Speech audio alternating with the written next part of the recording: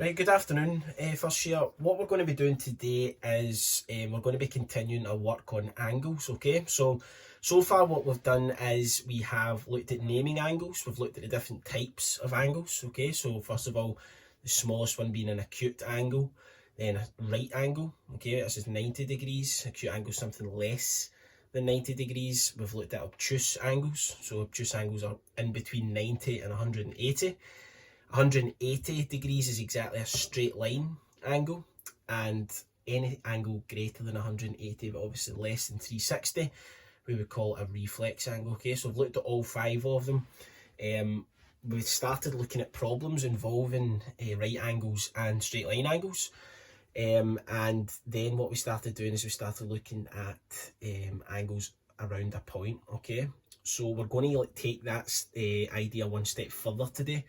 And if you look at this example here just now, what we've got is we've got a circle, and what I've done is I've drawn two lines directly down here. Okay, so what I've actually done here is I've made these four angles in here.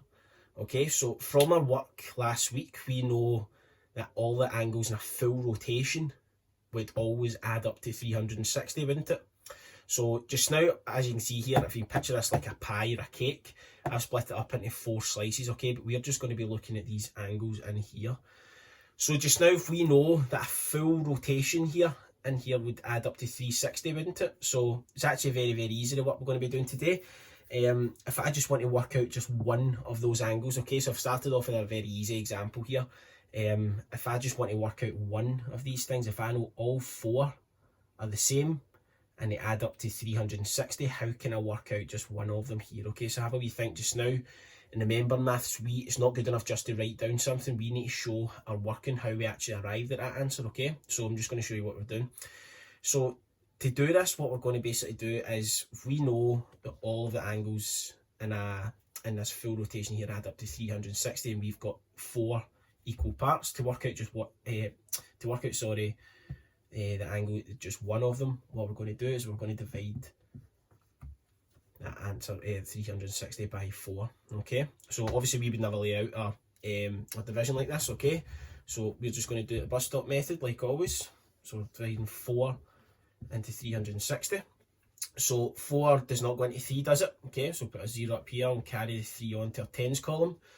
So we've got basically 36 tens here. So how many times does 4 go into 36? It goes in exactly 9 times, and again 4 goes into 0 here, that one, okay? So we've got each of those angles in here being 90 degrees, which you could probably actually tell just from looking at them, because we know that a right angle in here is kind of like that shape, okay? And we always know that our symbol for right angles would just be that square there, okay? So what I'm going to do now is I'm going to take that one step further, okay? So that was a very easy example, but the working that we used there is basically going to be the same for all of these, okay? So what I'll do just now, and bear with me because I've not got a ruler, so I'm using this straight line here. I'm going to add another couple of lines in.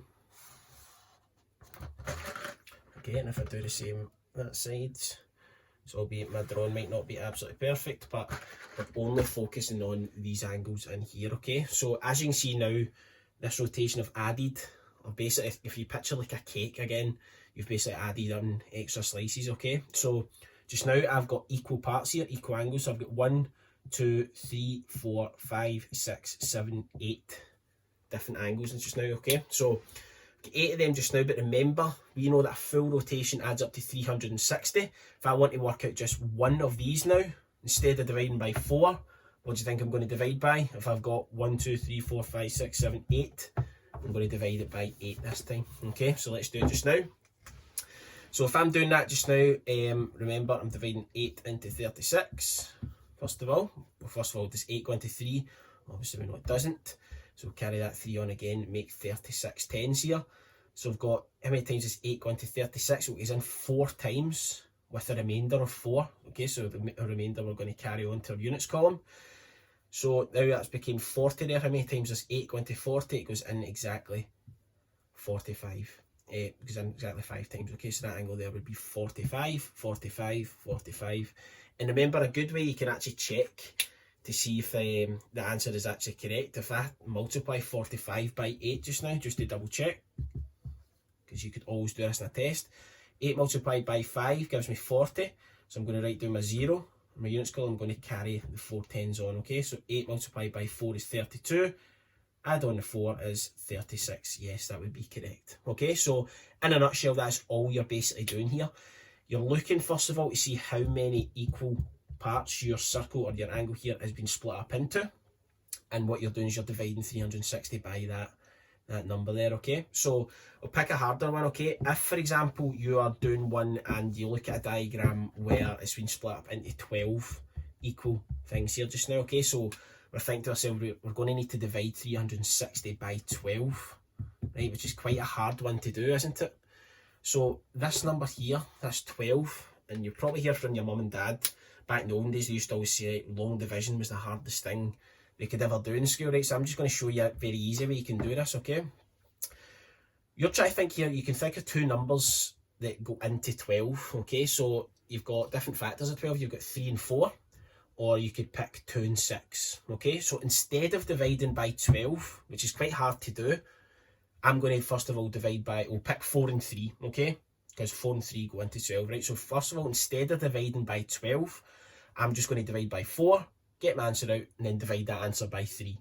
Similarly, you could pick 6 and 2.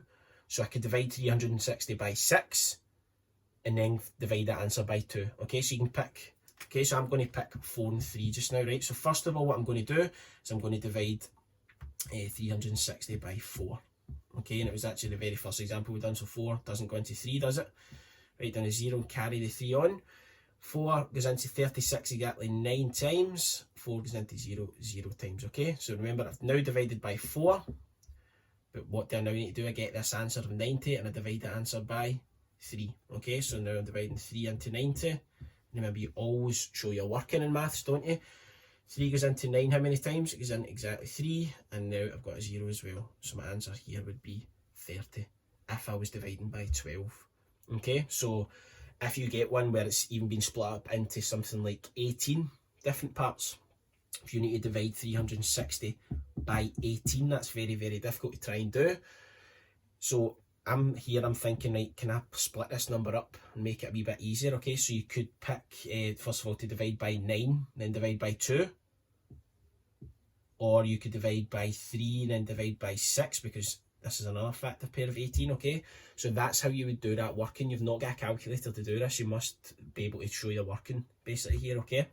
So basically, that's all we're doing today. When you are going to be working through the worksheet, you'll notice that they're all in circles, okay? Remember, you're only focusing on, let's just have a pen, you're only focusing on these angles in here, okay? So the circle's actually not that important.